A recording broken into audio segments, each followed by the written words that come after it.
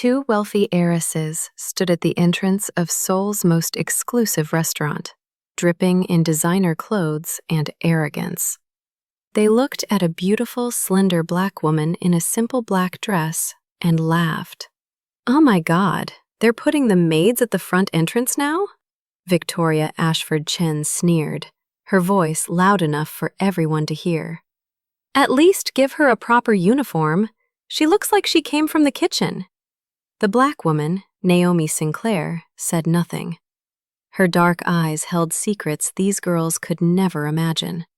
Secrets about power, about survival, about a world where one wrong word means death.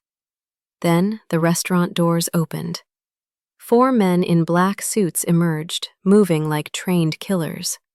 And behind them, Park Jin-Sang, the Korean Mafia boss whose name makes billionaires sweat, the man who controls half of Asia's criminal underworld. He walked straight to Naomi, and then he bowed. A deep, genuine bow of absolute respect. "Naomi Nim," he said, using the highest Korean honorific. "Forgive my delay." The heiresses went pale, because the woman they had just called a maid was the most powerful mediator in the international crime world. The woman who negotiates peace between cartels. The woman who stops wars before they start. What Naomi did next changed everything. Before we begin this story, comment below where you're watching from and what time it is there. If stories about karma, love, and hidden truths move you, don't forget to subscribe to the channel. The night air in Seoul carried the scent of jasmine and wealth. The Jade Lotus restaurant stood like a temple of excess on the corner of Gangnam's most exclusive street, where reservations required not money, but connections that money could never buy. Behind its ornate doors, deals were made that would never appear in newspapers, agreements sealed that governments would never acknowledge. Naomi Sinclair stood near the side entrance, her slender frame draped in a simple black dress that cost less than the earrings worn by most women who entered this place.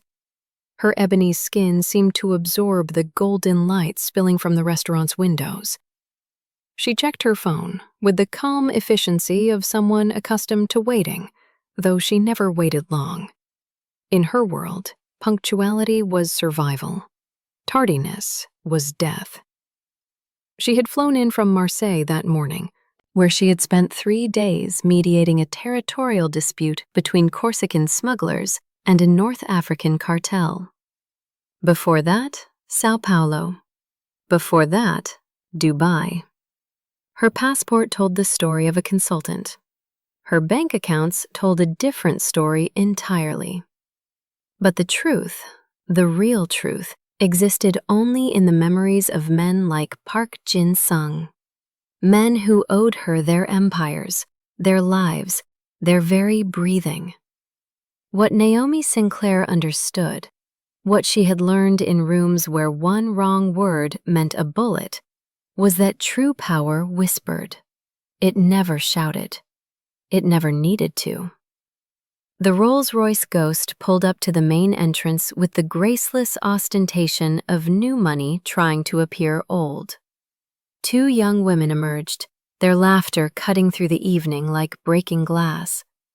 Victoria Ashford Chen wore white, always white, as if purity could be purchased, along with her Hermes bag. Beside her, Isabel Rothberg giggled nervously, a habit she had developed at boarding school and never shed. Armor against a world she didn't understand but desperately wanted to control. They had been in Seoul for 6 hours. They had already posted 14 Instagram stories. They understood nothing. Victoria's eyes swept across the entrance and landed on Naomi.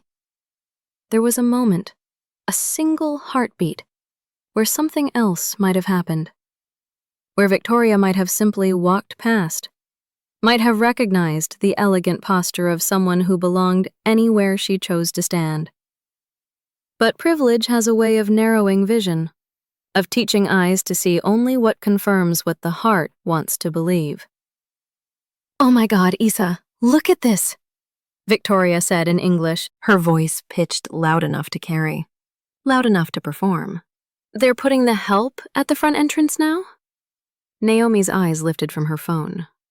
No anger flashed there. No surprise. Just a darkness that had seen this before. In Paris, in London, in New York, in every glittering city where people mistook their inheritance for intelligence, their comfort for superiority. She said nothing. Words, she had learned, were often wasted on those who had never learned to listen.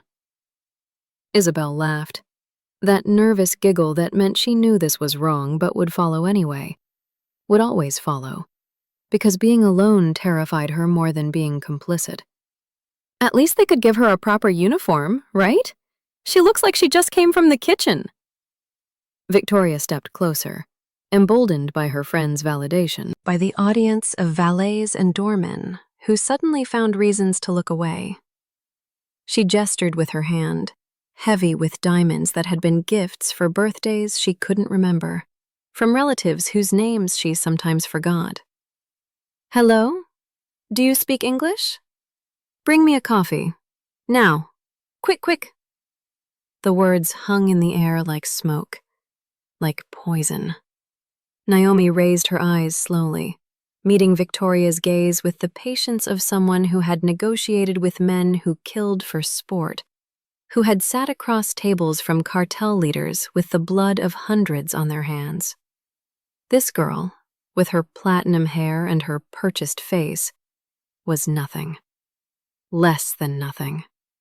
But then the restaurant doors opened, and everything changed. 4 men in black suits emerged first, moving with the precise choreography of those trained to kill. They were not bodyguards in the conventional sense. They were weapons, dressed in Italian walm. Their eyes scanned the entrance with the cold efficiency of predators assessing terrain, calculating angles, identifying threats. Behind them came Park Jin-Sang. Even those who had never seen him knew him. His reputation moved through rooms before he did, a shadow that made wealthy men check their phones nervously, that made politicians suddenly remember urgent appointments elsewhere. The scar running vertical through his left eye was a souvenir from Busan, from a night 15 years ago when 6 men had tried to kill him in an alley behind a fish market. He had walked out alone. They had not walked out at all. He wore a charcoal suit tailored in Milan, cut to conceal the muscle beneath, the body that had survived knife fights and bullets and betrayals that would have destroyed lesser men. When Park Jin-Sang moved, the world adjusted around him. It had no choice.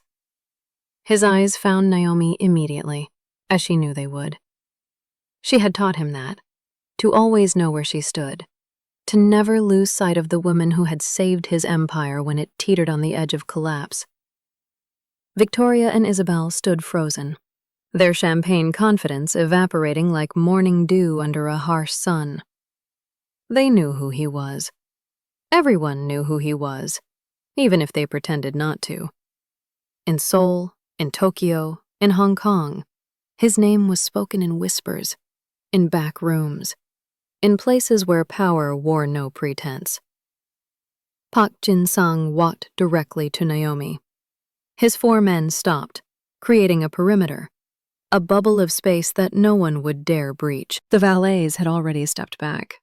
The doorman had found urgent business with his phone. Even the night air seemed to hold its breath. And then Park Jin-Sang bowed. Not a nod, not a casual dip of the head. A full bow, deep and genuine, the kind reserved for elders, for teachers, for those to whom debts could never be fully repaid. In Korean culture, such a bow was a language unto itself. It spoke of respect that transcended business, of honor that money could never purchase. "Naomi mim," he said, using the highest honorific, a term that elevated her above him in a hierarchy that superseded all others. "Forgive my delay. The meeting is prepared." The words were simple, but their weight was crushing. Every person within earshot understood what they had just witnessed, even if they couldn't fully comprehend it. This man, whose word could make fortunes vanish, whose displeasure could end lives, had just declared himself subordinate to the woman they had mistaken for a maid. Victoria's face had gone the color of spoiled milk. Her hand, still raised from when she had gestured at Naomi, trembled slightly as she lowered it. Isabel had stopped breathing entirely, her nervous giggle dying in her throat like a bird shot mid-flight. The restaurant manager materialized from nowhere, a thin man in an immaculate suit whose terror manifested as excessive politeness. He recognized the catastrophe unfolding, understood that his establishment had just become the stage for something that could destroy reputations, end careers, shatter the careful fiction of civility that places like the Jade Lotus depended upon. "Mrs. Sinclair," he said, his voice steady despite the panic in his eyes. "Your private room is ready. Please, if you would." But Naomi raised one hand, a gesture so small yet so absolute that everyone stopped moving.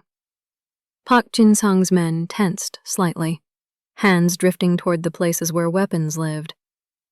The manager's words died mid-sentence. Even the distant traffic noise seemed to fade. Naomi's eyes moved slowly from Park to Victoria, then to Isabel. There was no anger in that gaze. Anger was heat, emotion, something that could be deflected or dismissed. What lived in Naomi Sinclair's eyes was colder than that. It was judgment. It was assessment. It was the look of someone deciding whether insects were worth crushing or simply stepping over. When she finally spoke, her voice was quiet, almost gentle. That made it worse. "You don't know what you don't know." Victoria's mouth opened, but no sound emerged. Her brain, trained by years of private schools and finishing classes to produce the right words for every social situation, had suddenly gone blank. She had never encountered a situation where her name, her family, her connections meant nothing, where they were, in fact, liabilities.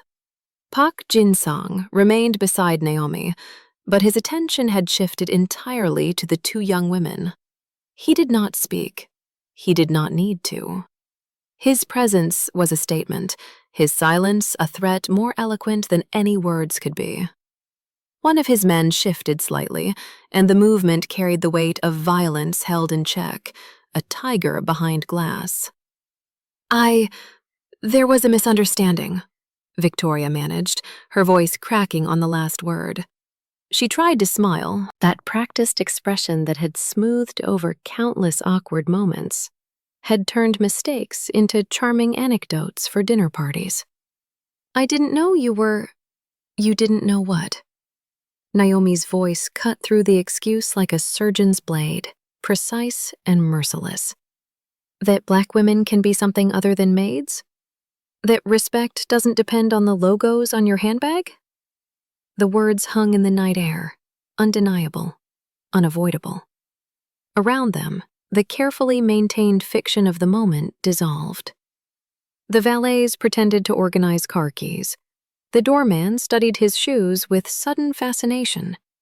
But everyone was listening.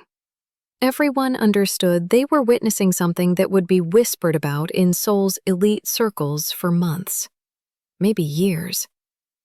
Isabel tried desperately to salvage the situation, her voice climbing to that nervous pitch that signaled panic, poorly disguised as reason. "Look, it was just a joke. We didn't mean—" "Jokes reveal truths," Naomi interrupted, her tone never rising, never hardening, maintaining that terrible gentleness that made every word land like a physical blow. "And the truth is that you saw a woman who didn't look like you and assumed inferiority. That's not ignorance. That's a choice you made. Park Jin-Sang spoke rapidly in Korean to one of his men, a quick exchange that Victoria and Isabel couldn't understand, but whose urgency they could feel in their bones. The man disappeared into the restaurant, moving with the swift efficiency of someone executing orders that would have consequences. Victoria's survival instincts, blunted by years of never facing real consequences, suddenly awakened. She drew herself up, reaching for the only weapon she had ever known: her family's name, their wealth, their position in the social architecture of international business. "You know who I am?" The question came out more desperate than authoritative. "My family—" "Textiles," Naomi said calmly, as if reciting a grocery list. "Contracts in Bangladesh, Vietnam, Cambodia. Factories with questionable conditions. I know exactly who you are, Victoria. I know your suppliers. Some of them work for me, too." The blood drained from Victoria's face so quickly she swayed slightly on her designer heels. How did this woman know these details? Information that was supposed to be buried in subsidiary companies, hidden behind layers of corporate structure designed specifically to create distance between the Ashford name and the reality of how their fortune was maintained? Naomi's gaze shifted to Isabel, and the younger woman actually took a step backward, an instinctive retreat from something she couldn't name, but recognized as dangerous. "And you, Isabel. Rothberg Hotels. Beautiful facade.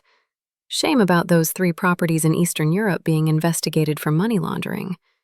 Daddy didn't mention the Russian silent partners, did he?" Isabel's nervous giggle died completely. Her face went white, then red, then white again. That information was supposed to be sealed, protected by lawyers whose fees cost more than most people earned in a year. How could this woman, this stranger in a simple black dress, know about dealings that her own mother didn't know about? "You live in castles built on sand," Naomi continued, her voice never losing that gentle, almost tender quality that somehow made the words more devastating. "Inherited money, purchased reputations, rented relevance. I built my power from nothing, in places where mistakes cost lives." Park Jin-Sang added, switching to English now, his accent thick, but his words perfectly clear. "This woman saved my life. Negotiated treaty between Japanese Yakuza and Chinese Triad. Stopped war that would have killed thousands. When I bow to her, it is not courtesy." He paused, letting the weight settle. "It is debt of honor." The man Park had sent inside returned, moving swiftly to his side and whispering something that made the crime boss nod once, sharp and final. Whatever information had been relayed, it had confirmed something, settled a question that had been asked without words. Naomi watched this exchange with the patience of someone who had sat through hostage negotiations that lasted 48 hours, who had waited in safe houses while rival gangs decided whether to honor agreements or start wars. Time meant nothing to her. She had learned to exist in the spaces between seconds, where decisions were made and fates were sealed. "I have a proposal," she said, her eyes locking onto Victoria with the focus of a predator that had chosen its prey. "You work for me for 1 month. No cameras, no followers, no last name. Just you, doing what the maids do. Maybe you learn something." Victoria laughed, a sound like breaking china, shrill and desperate. "You're insane! I would never—" Park Jin-Sang tilted his head slightly, a movement so small it barely registered, but 2 of his men stepped forward in perfect synchronization. They did not reach for weapons. They did not speak. They simply existed closer, a reminder that violence was always available, always just 1 word away from being unleashed. "Or," Naomi continued as if Victoria had not spoken, "I make 1 phone call. Just one. And tomorrow, the Korean, Chinese, and European press receive very interesting documents about Ashford Textiles' labor practices and about the investors in Rothberg hotels. Your choice. Isabel was trembling now, actually shaking like a leaf in wind. Tears had begun to form in her eyes, though she fought them back with the last shreds of her dignity. Her whole life she had been protected. By money, by lawyers, by the careful architecture of wealth that insulated the rich from consequences. That protection was evaporating before her eyes, revealed as nothing more than expensive tissue paper. Victoria stood frozen, her brain working frantically through scenarios, through options, through the carefully constructed logic of someone who had never truly been powerless. But every path led to the same conclusion. This woman, whoever she really was, held cards that Victoria didn't even know were in the deck. You can't, Victoria started, but the words died when she saw Naomi's expression. It wasn't anger. It wasn't triumph.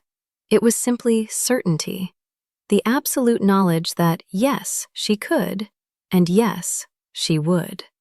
I can, and I will, unless you do something your money has never bought you. Naomi paused, letting the silence stretch until it became unbearable. Face consequences. The night pressed in around them, heavy with meaning, thick with the weight of choices that could not be unmade. Victoria looked at Isabel, searching for support, for an escape route, for anything that might save her from this impossible situation. But Isabel could barely stand, let alone offer rescue. What? Victoria's voice cracked, broke, reformed as something smaller, younger, more honest than it had been moments before. What do you want me to do? Grow, Naomi answered simply. 3 weeks at one of my foundations. You will work with refugee women, trafficking survivors, people who lost everything. No cameras, no glamour, just humanity. Victoria stared at her, searching for the trick, the angle, the hidden clause that would make this bearable. She found nothing but sincerity, which somehow made it worse. Okay, she whispered, the word barely audible. Naomi turned to leave, Park and his men moving with her like a constellation rotating around its star. But at the restaurant entrance, she stopped, looked back one final time, her silhouette framed against the golden light spilling from inside. My name is Naomi Sinclair. My mother was a domestic worker for 30 years in London. She taught me that dignity doesn't come from inheritance. It comes from how you treat people who can do nothing for you. She paused, letting her words settle like stones dropped into still water. You called me a maid as an insult, but if I were one, I would be more worthy of respect than you have ever been. She walked into the Jade Lotus, and Park Jin-Sang bowed one last time in her direction before following. His men dissolved into the night like smoke, leaving Victoria and Isabel standing alone under the Seoul sky. 2 women who had entered the evening believing they owned the world, and were leaving it, understanding they owned nothing at all. Victoria collapsed into a nearby chair that a valet hastily provided. Isabel stood, crying silently, her makeup running in dark rivers down her face. The manager approached, nervous and uncertain. Ladies, your table is ready. But neither of them moved. Neither of them could. 3 weeks later, a video appeared on Victoria's Instagram. No filters, no production. Just her in a community kitchen, serving food to refugee women and children. Her hands working, her face showing something that might have been the beginning of understanding. The caption was simple. Learning what really matters. Thank you, Naomi.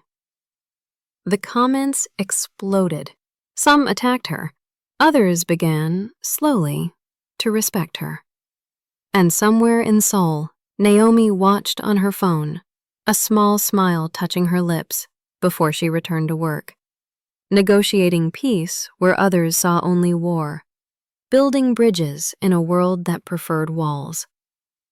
If this story moved you, pause for a moment and reflect. Have you ever been judged by your appearance rather than your character? Have you witnessed someone abuse their privilege to humiliate others? And when you discovered the truth about someone you underestimated, did it change how you see the world? Share your experiences and feelings in the comments. We read every single one. And if you believe in stories about dignity, justice, and transformation, don't forget to subscribe to the channel.